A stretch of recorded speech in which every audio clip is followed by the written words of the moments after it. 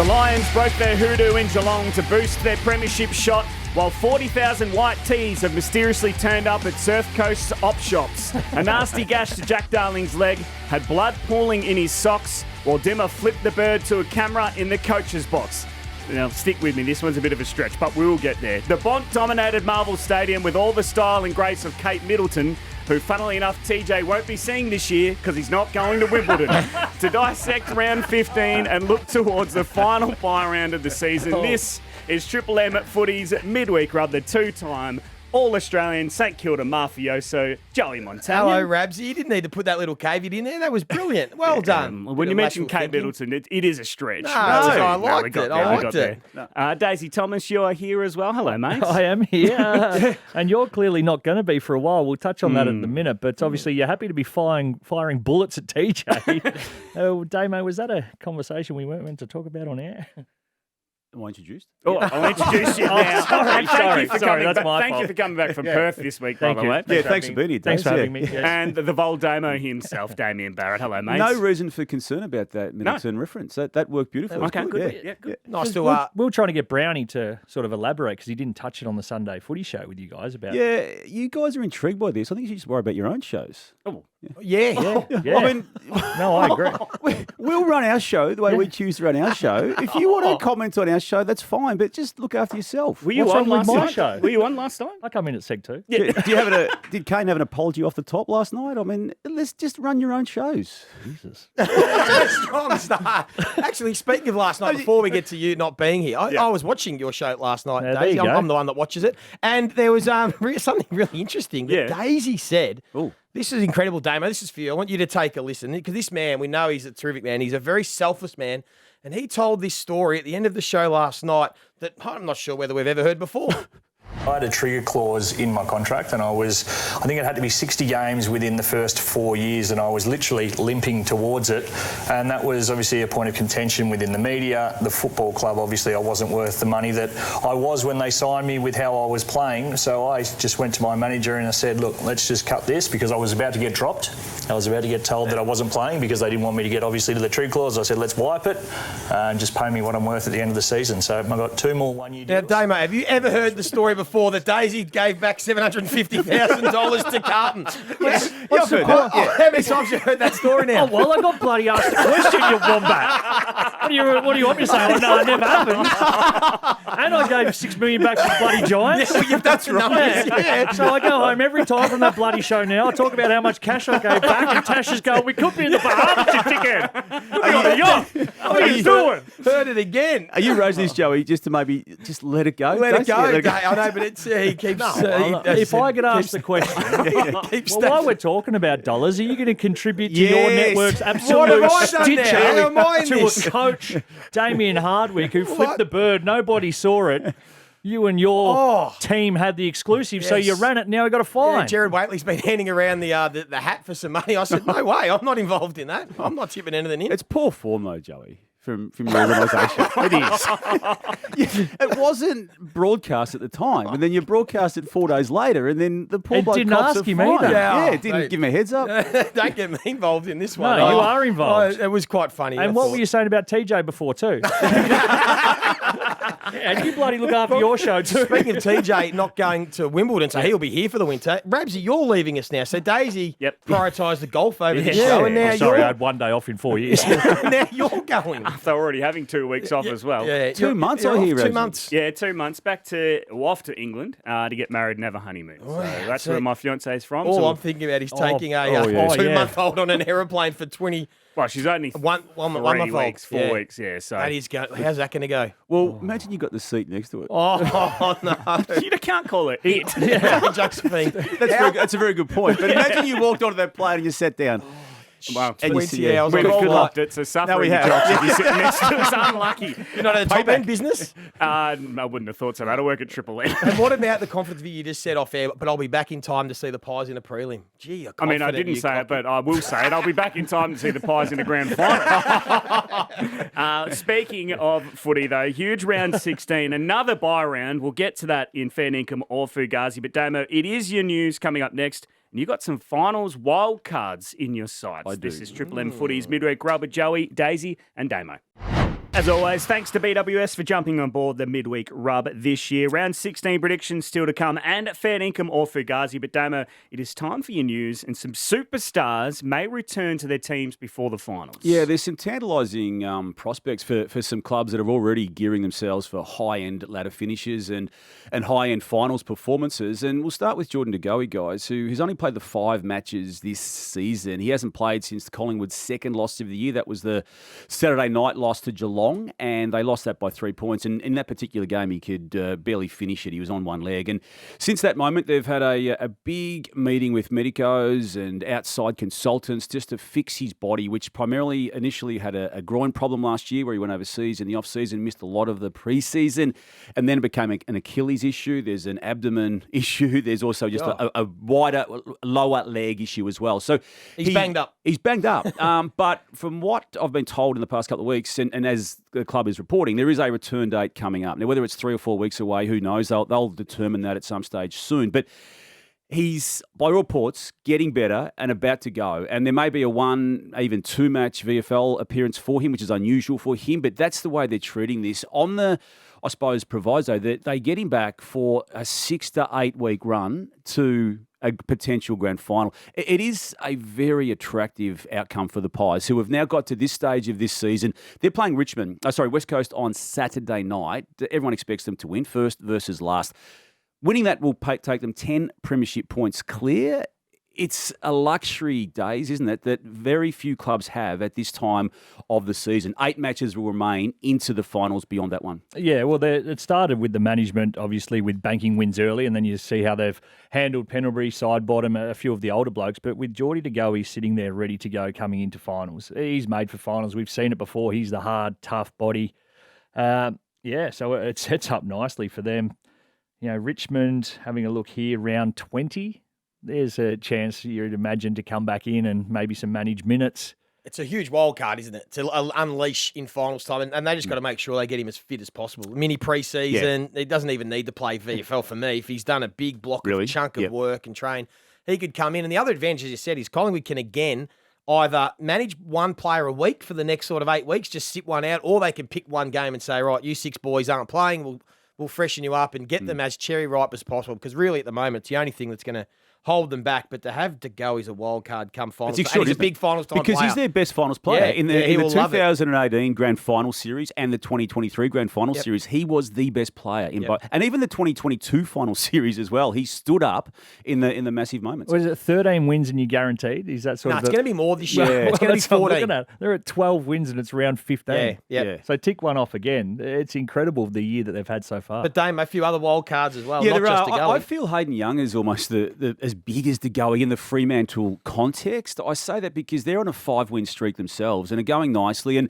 look, maybe they're not quite at the grand final stage. I still think they could be, but others may doubt that. But the fact they've got on a nice roll with their form and their team, and the fact that Pearce hasn't been part of that in recent weeks, this guy's as elite as you get when it comes to what he can offer. And again, similar to what Collingwood's doing with De Goey, the Dockers are just making sure that the soft tissues that he's been hit with are hopefully okay. And imagine him coming back into this team in the next couple of weeks as they run into a final. Yeah, he's elite. And the advantage of him is they can play him in multiple positions. I mean, we know he's played forward if they need to. They maybe don't need him forward with Shea Bolton coming in this year at the midfield, but they could also play him at half back just to ease him in and give them that extra bit of punch there because the midfield is going pretty well. So, good one. And obviously, we've known now for some time that Mitch Lewis, the Hawthorn forward, who just keeps getting serious injuries, he's playing through the VFL this week. There's an expectation that it'll be a 2-week stint in the VFL for him. But again, if he can get anywhere near right, what he could add to the Hawks as their finals campaign becomes nearer. And then Will Day, too, who I still think is their best player, hasn't been seen since early in the season, with another serious injury. And he too could come back. So that's a double whammy effect on that. Joey, just the art of tagging, I just thought we'd just talk about this briefly today through your lens. Just through the Marcus Windhager, Nick Dacos narrative out of last weekend, can you just explain to the layperson what it means in 2025 to lock down the way Windhager attempted to do against Dacos. It's very easy for the, I think, supporters of clubs to say, why don't we shut that player down? But the dynamic of the effect it has on the other parts of the team's operations when you do. Oh, look, there's always the challenge because as strategy has evolved and system comes in, it's a bit different to the old days. Not going to say the old days when we were playing Daisy, where it was more of a 1v1 and your tagger could tag. I still think there's an absolute place for it. I think it's been a slight overreaction because taggers have been happening for 50 years. I love the battle where the best player for the opposition has to work through a tag. You can't. What's the alternative? You let them run free and dominate. So it does affect the structure a little bit, but Ross Lyon's always been a coach that has generally had a tag, and you can still work through it with the team. It was a great matchup. I thought it was a great battle, and I want to see a bit more of it. You could see, though, the Pies were ready for it in the sense that centre bounce tagging, and I think that's the issue that you have because you can manipulate. If you know someone's going to lock on to Nick Dacos, you can rotate him around. You can move him into space, out of space, and that then becomes the hit zone. And that's what the Pies did really well. When you got Pendlebury in there, Sidebottom was in there at times too, just orchestrating, right, you start here, you go into their hit zone, we'll fly through here. That's how you can manipulate that around stoppage around the ground, but also centre bounce. But I'm with you, Joey. You've got to take away something. Like, he still had 30-odd and kicked a goal and was arguably best on ground, Dacos, but it's a lot better than him having 50 and being clearly best on ground. If it's good enough for the best coach in the league, Chris Scott, to run a tag, whether it's O'Sheen, Mullen or Mark O'Connor, depending on who the player is, if it's good enough for that club, that team that is one of the best and the best coach, I'm not sure why other teams don't do it more often. There's a reluctance to do it. That's why I just want to get your perspective on it. Hey, Dave, it's Charlie Curnow. Simple question, and I know it's complex given his injury and the way Carlton's playing, but what has happened this year? Well, I think the injury, and especially the last couple of weeks, it's probably indicative of the side. Really, they just haven't quite got everything going the way they would have loved to. And, you know, to get beaten by Toby Pink on the weekend, no, absolutely crap being thrown at Toby. But you'd imagine in a head-to-head matchup, most people across the competition would have said that Charlie would be kicking goals and probably multiple ones against North Melbourne. Got in the totality 27 as well. goals this year. It just hasn't quite clicked. Yeah. Like, there's been games where he's looked like he's threatened, and then there's been games where he looked like he's banged up and he's sore. It's a tough one because he should be a player that is, and we've seen it before, just dominating games, taking games away from the opposition. With his presence in the air, he's become really unselfish inside forward 50, which I love the thought of, the idea of, but there becomes a time when you're the big dog, we kick it to you, you kick the goal. I'm a bit more sympathetic. I'm doing an analysis tonight at First Crack Preview, a bit of a deep dive on Carlton and what's wrong. And in simple terms, their kicking is horrible. It's by far the worst in the league, and particularly going inside 50. So a key forward is only as good as really the delivery. The worst in the league. The worst in the league, and by some margin. So you got to take that in consideration as a key forward. You're sometimes only as good as the delivery. And I start to think, and I watched it closely behind the goals for the stuff tonight, he's starting to get a bit frustrated because he's pointing to where he wants it kicked and it ain't getting kicked there. So I think there's an element too as a key forward where you almost start sort of rolling the eyes like this ball's going to get sat on my head again. It's not going to come to him. It is demoralising. So I'm a bit more sympathetic. Their ball use has been horrible. Are you doing numbers tonight on their ball use? Yep. Can I roll out a couple here? Go for Excuse it. me. What do you So the number one for moving the ball D50 to inside 50, 13th for converting that entry into a score. Yep. They're third best at winning forward half intercept. So turning the ball over in your forward half, which usually means you rip it back, unset defence and score. They're 18th for turning that into a score, not just a goal. A score. Yeah, this is the chat. Their system as a team is actually very good. So it's not Michael Vaught. Their game style stacks up. They win the ball back. They defend well. They move the ball well. So who is it then? It's their kicking in. They can't finish their plays. And who does a footy club place that on? That's the talent. The talent. I think it's the players. Michael Voss can't kick the ball for them. If you got a player running inside 50 and you can kick to advantage or find a player out to the left and you just kick it long and high. At some point, and you've only got so many players that they can bring in. So that's the big one for me, and they've got some work to do with their list more than anything. Yep. One more. The Suns, are we seeing what we've seen before? 2 losses going into the bye, Fremantle, Geelong, a loss coming out of it, GWS. They're good teams. They're top 8 teams, obviously, and some are going to be challenging hard for a flag. Are you worried yet? Because you're still on them, aren't you? Yeah. Don't get in a shootout with the Giants. That's exactly right. Don't get in a shootout with the Giants. I'm still giving them one more chance. They wouldn't want to lose to Melbourne at home this week. If they do, I'm with you. It's happening all over again. I'm asking the question. I'm not convinced. Yeah, sorry. I'm I'm a believer in this group more so than the previous groups. Yep. I'm not sure why, though. Okay. That makes sense. Daisy's well, the biggest I've been number one driving fan, the bus. they wouldn't want to lose. You've been number one ticket holder. to The lose bus to Melbourne. is nearly up on blocks going for a service. I am worried. Yeah, because the way I see it, there's 9 clear sides that will be vying for 8 spots, and that obviously doesn't work. There's a side that has to miss out, and with the evenness of the draw and some sides having an easier draw, that being Western Bulldogs, Fremantle have got a good run home as well. The Cats, they ain't moving. Adelaide, either Gold Coast Suns or probably the Giants for me, maybe the ones that fall out with the draw. So we don't know. I still think their best is good enough and they've got a decent enough amount of games at Metricon Stadium. It may just be that last game, the extra game against Essendon. Yep. Well, that last weekend, what have they got? Port Adelaide and Essendon in their final round. Yep. So that for Gold Coast, it might mean they have to win those 2, which they should, and they're in. If they lose one of those 2, they probably will miss out looking at the way the predictors looking. The standalone game that could be the last game of the year before finals, the Essendon game. Could build up something good. That could be unbelievable. There's a team waiting to see whether they make it or not, and it's up to Gold Coast. And I think they've got the possibility, AFL, just to remind people of actually playing that game first rather than last, if that makes sense. Oh, right. I think that there's basically, as far as I know, they're looking at that as a 10-game block of matches that need to be scheduled. And so where start on a Wednesday, finish on a Monday. It'd almost Tuesday. certainly start on a Wednesday, and it could even go through to the following, Wednesday. Thursday. Yep. Well, the Gold Coast Suns have Melbourne at home at People First Stadium this weekend. We'll get your predictions for round 16 soon. But up next, it's Fair Dinkum or Fugazi on Triple M Footy's Midweek Rub. After that BWS, that Damo, we need to put some respect on Toby Pink's name. Yes, Fair dinkum or Fugazi. Yeah, we do. And I think we need to, by extension of that, give some respect, which I haven't done on this show often, to North Melbourne as well. But Toby Pink, absolutely. Now, a mid-season draft pick, was he some years ago? Yeah, I think it was. So he's coming with no fanfare. Yeah. Would be getting no more than $160,000 a year and playing on some blokes who are getting more than $1 million a year and blanketing them very, very nicely. An important part of what they're doing, the Roos. Well done. Fair dinkum. Maybe I need to apologise for my last comments on Charlie. Just coming up against good defenders. Yeah. Still should have kicked 4.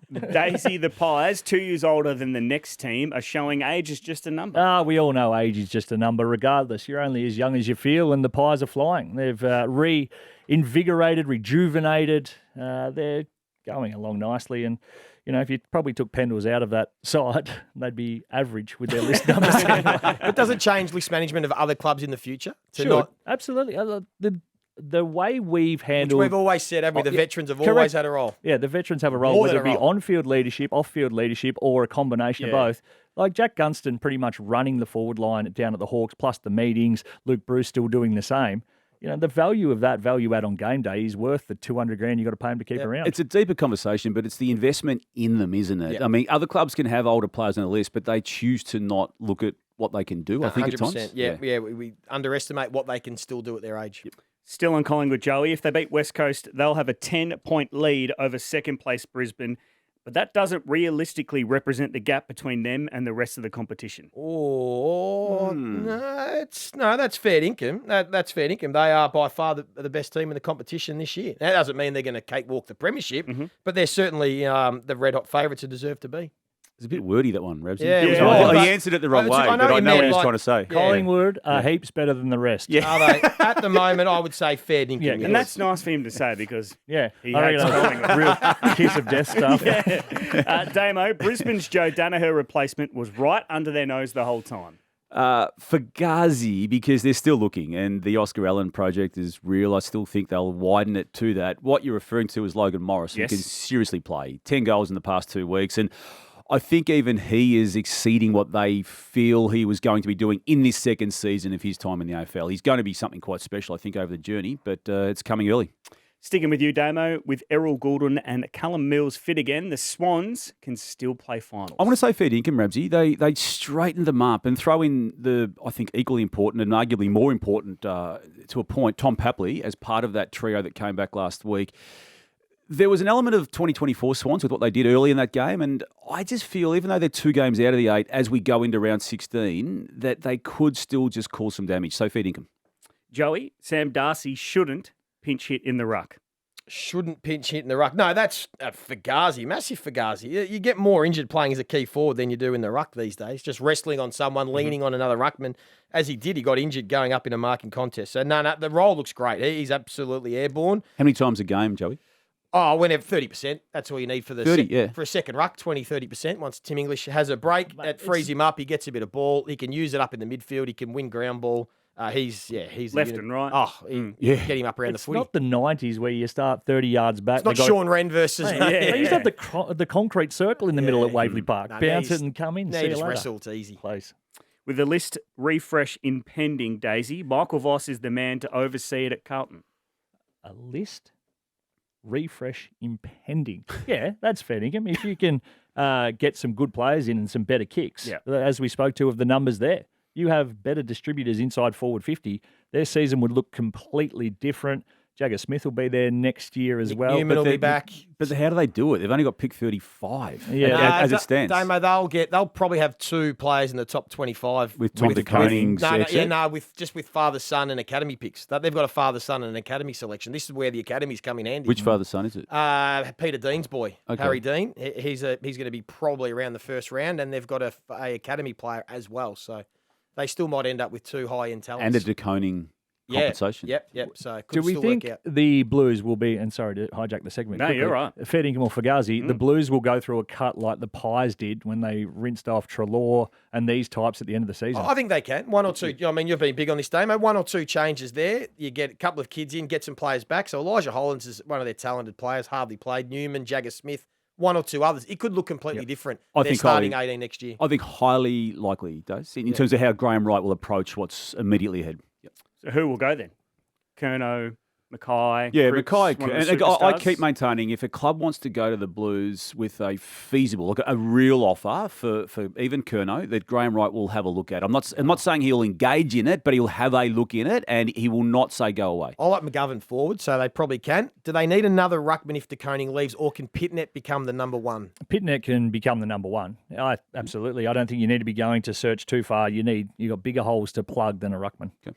Damo, St Kilda were wrong to extend Max King's contract in the off-season. Fair dinkum. I said that at the time, and I'm not saying that on the back of him missing another complete season of football. The second time he's missed a complete season of football in a still relatively short career. He already had contract that took in years beyond the re-signing time. I feel for him. Absolutely, I feel for him. But they just didn't, in my mind, need to panic with the offers that were clearly coming from Max King at the time. Do the Saints know what's wrong with him? It's a good question. It's complicated. It's a good question. I think it's a concern if it becomes something degenerative or something that he's going to have to play with forever. I think they're hoping that this last surgery will be able to just completely get rid of the pain that he's still experiencing, but it has been quite complex. It's a good question, Dave, because every time he's had surgery on it, it's been a success when you read it the initial time. Yeah. And they even said when he got injured in February that he was going to be a chance for round 1, and we get to late June now, and they're now saying, using the word themselves, confounded us, this whole injury. So I think you're right. What does that mean? And what does it mean? They don't know. Damo, no surgeon's ever come out of a surgery and said it wasn't a success. In the history of international sport, Joey, there's never been an unsuccessful surgery or procedure. In their history, it goes back 140 years. Joey, including opening round, round 16 is the 9th week of the season with buys in it. Fair dinkum or Fugazi, that's way too many. Yeah, that's fair dinkum. I think we're all in agreement. They've got this fixture stuff wrong. Opening round we don't like. I still just think one clean break. You can maybe have the northern games in that bye weekend so people can travel, but everyone else has a bye. The northern teams and the teams that they play can have a bye the next week. 2 weeks, middle of the year, and then we get on for the season. There's broadcasting requirements attached to what they're doing, but I'm with you. Just simplify it and get it over and done with. Daisy, Jeremy McGovern retires as one of the best defenders the game has seen. Yeah, that's fair dinkum. He's revolutionised the way that intercept defender played, but also he was an unbelievably good kick distributor of the footy and a leader too. And I love the grace in which he went out and how he spoke. Obviously, having the thing you love taken away from you is never easy, but saying you respect the game and you've certainly had a decent enough run at it. I just loved everything about it, and I wish him all the best in retirement. As we said the other day, he looks like a guy who's really going to enjoy the next part of retirement. Touched on this earlier, Joey, but Daisy's getting nervous about his son's playing finals. Fair dinkum. He's getting twitchy. Look at him. He was spruiking the number 1 ticket holder. Now he's just starting to wobble a little bit. Yes. Oh, is that it? Yeah. That's it. Fair dinkum. Yeah, he's getting nervous. That is fair dinkum. Damo, Channel 7 did the kids' call on the weekend. Here's some of it. Inside 50, who's there? Darcy can't. Riley West down the back. Over the top. Vandermeer. Well up by Luke Traynor. Norton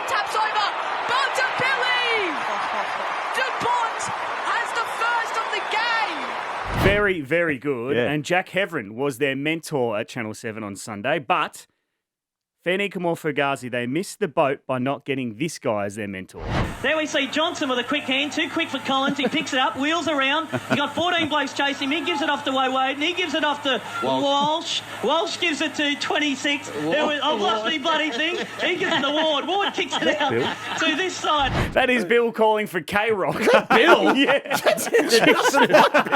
When did his plums? That was when he used to have the slogan "Lock it on the rock." Lock it on the rock. Yes. What was the question? They should have got Bill as They their should have. mentor. No, that's Fugazi. Those kids were great. Very good. All right. And finally, Daisy, with Horse losing the SD card from the grand final day, he's avoided another episode like this. You will! What? Right, okay. Okay. No. Run, Will! Give it off quick! Rocket, we can't think. Sorry, mate. Yeah, come on. Come on. Let me it again! Fair f***ing dinkum. Do you reckon there were a few Somebody man up! Daisy, we can't think. Sorry, mate. Get him up!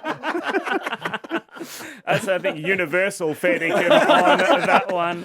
Oh, that's very funny. Hey, round 16 predictions are coming up next. Port Adelaide versus Carlton. The loser of their season surely is done. We'll get your tips coming up next on Triple M Footy's Midweek Rub.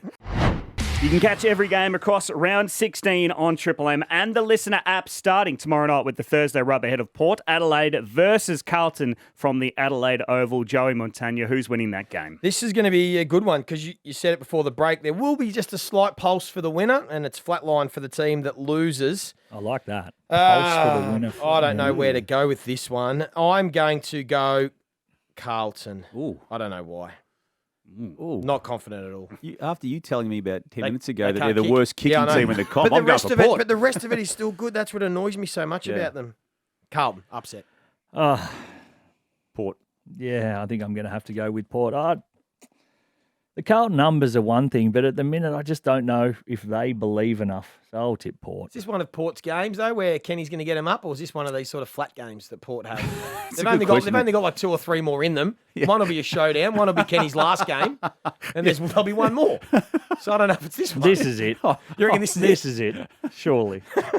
It needs to be it. They got the Lions next week after Quite that. demeaning, Joey, but I know what you're saying. Maybe the Port Adelaide, the way they've played, they get up for a handful of games. I think Butters and Rosie get up every they're game. Pretty handy. Well, no rain about, so it should be a decent game to watch. The Friday huddle is flying, Damo, and you are ahead of Sydney versus the Bulldogs at the SCG on Friday night. I'm going to tip an upset in this one, Sydney. Okay, with the players coming back. With the players coming, that trio of players, Papley, Goulden and Mills, I just feel it sharpens them up to a point where we can almost look at them a little bit like 2024 Sydney home and away style, early home and away style, and I'm going to tip the Bulldogs. You have to, if you think they can play finals, they have to win this. I think they need to win 8 of their last 9 to make it, to get to 14 wins. Yes. So they have to win this, but percentage. I think Bulldogs will win this one. Yeah, I don't think they'll be playing finals on the basis just of who they've got to come. They've only got 3 games against sides who aren't inside the top 8 at the minute, which makes it bloody tough. And I don't think they'll be winning this one. Hopefully, those players back in means they have a really good back half of the season and sort of springboard into next. But just on exposed form, the Dogs for me. Hopefully, Joel Amati can straighten his radar as well. Daisy, Gold Coast versus Melbourne People, First Stadium on Saturday. Yeah, my certainty of the week, the Gold Coast Suns here. They will do it comfortably. Yeah, I think Gold Coast will win. They have to win. Yeah, for sure. Gold Coast for me too, but not a certainty. Joey, Hawthorn versus North Melbourne down at UTAS Stadium. Yeah, the Roos over the last 5 weeks have shown some form. 100%, 7 or 8 weeks even. 8 weeks. More of a danger game than it would have been on paper initially. I still am going to back Hawthorn down in Tassie. They rarely lose there, but I think this will be close. I think the same. Yeah, I've been really impressed with North Melbourne. Well done to them too. Finally, some of those young kids have been playing some bloody good footy and now getting the plaudits for it. McKercher, one of them. Obviously, Wardlaw's a star. Sheasel as well. Toby Pink. But then, Toby Pink, but also on the weekend, it was your young boy that you loved, Tom Powell. Yes, very good. good. And now they've settled in positions, which has made a big difference. Again, Joey told us this. mid. You was the one that said, hey, when he plays midfield, keep an eye out. Bang.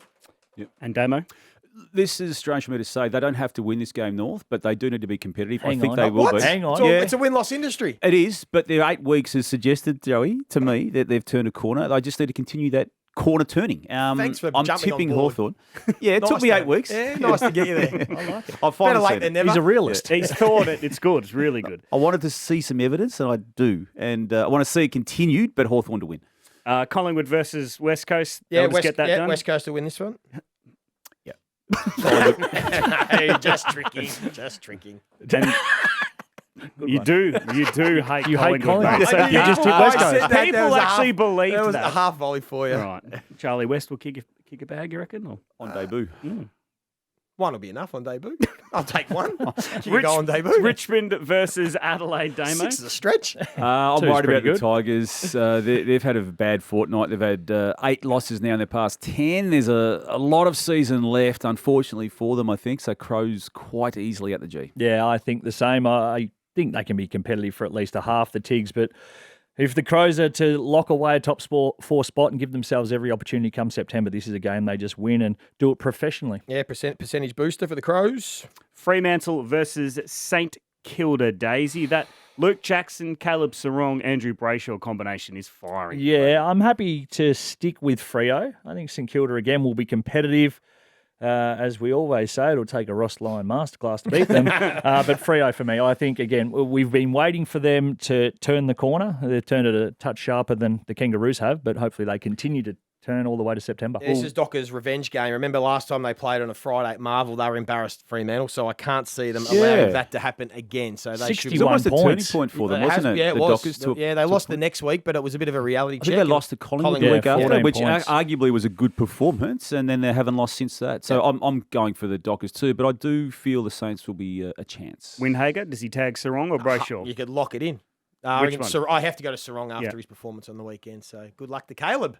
Huge games across round 16, of course. It all kicks off tomorrow night. Port Adelaide versus Carlton. You can catch every single game on Triple M and the Listener app. Of course, the Thursday rub ahead of that game. Jack Heverin, Isaac Smith, Kate McCarthy, and Jay-Z Clark. This has been Triple M Footy's Midweek Rub. See you, Rabsy. See you, mate. Rabsy. Good luck, Ramsey.